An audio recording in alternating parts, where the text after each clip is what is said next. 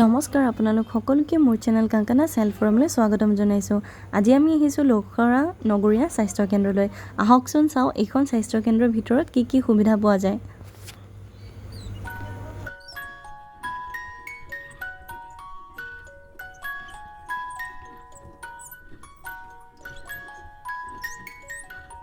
আৰু এইটো হ'ল সিনিয়ৰ মেডিকেল অফিচাৰে বহা কোঠালি আৰু এইফালে দেখাইছে আকৌ এজন মেডিকেল অফিচাৰে বহা কোঠালি। আৰু আহকচোন চাও এতিয়া ভিতৰলৈ যাও আমি কি আছে।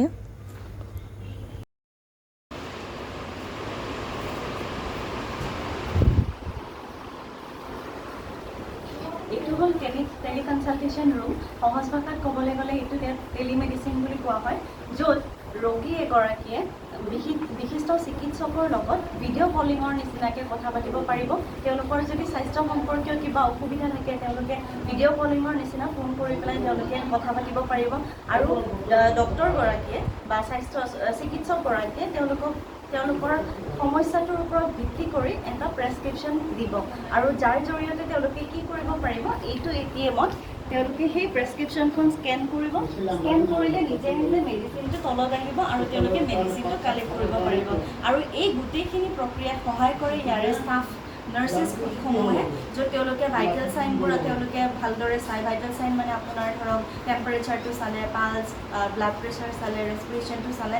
তো তেনেদৰে তেওঁলোকে সহায় কৰে ৰোগীখিনিক স্বাস্থ্য সম্পৰ্কীয় বিভিন্ন সমস্যাৰ পৰা মুক্ত কৰিবলৈ। আৰু এইখন হ'ল এইটো স্বাস্থ্য কেন্দ্ৰৰ ফাৰ্মাচী, য'ত বিভিন্ন ধৰণৰ ঔষধৰ যোগান ধৰা হয়। আৰু এতিয়া আপোনালোকক লৈ গৈছোঁ ভিতৰলৈ।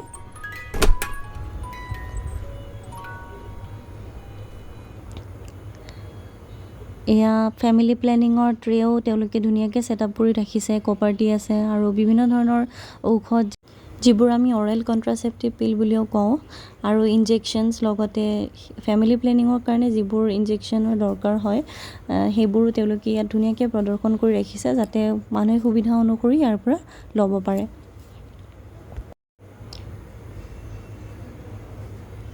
আৰু এয়া দেখিবলৈ পাইছে আপোনালোকে 3টা ৰুম আছে ইয়াত। এইটো হ'ল লেবৰেটৰী। এইটো লেবৰেটৰী, ইয়াত তেওঁলোকে বিভিন্ন টেষ্ট পৰীক্ষা হওক যিবোৰ তেওঁলোকৰ সুবিধা অনুযায়ী কৰে। আৰু এইটো হ'ল লেবাৰ ৰুম, আৰু তাৰ ওচৰতে ষ্টাফ নাৰ্ছ বহা কোঠালিও আছে।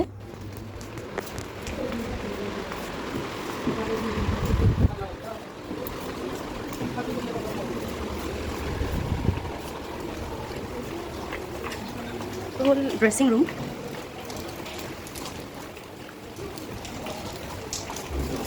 এইটো হ'ল ইমিউনেশ্যন ৰুম। আৰু এইখিনিয়ে আছিলে আজিৰ ভিডিঅ'টো। ইয়াত আপোনালোকক বৰ ধুনীয়াকৈ দেখুওৱা হৈ গ'ল কি কি থাকে এখন ষ্টেট ডিছপেঞ্চেৰীত বা কি কি সুবিধা পোৱা যায়। আৰু ইয়াত ক'ভিড ভেকচিনো দি থকা হৈছে, যদিহে আপোনালোকে যাব বিচাৰে 3rd ড'জটো ল'ব পাৰে। আৰু এইখিনিয়ে আছিলে আজিৰ ভিডিঅ'টো। আশা কৰিছোঁ আজি কিবা এটা নতুন শিকিবলৈ পালে। যদিহে মোৰ ভিডিঅ'টো চাই ভাল পাইছে তেন্তে লাইক, শ্বেয়াৰ আৰু ছাবস্ক্ৰাইব কৰিব নাপাহৰিব। Thank U.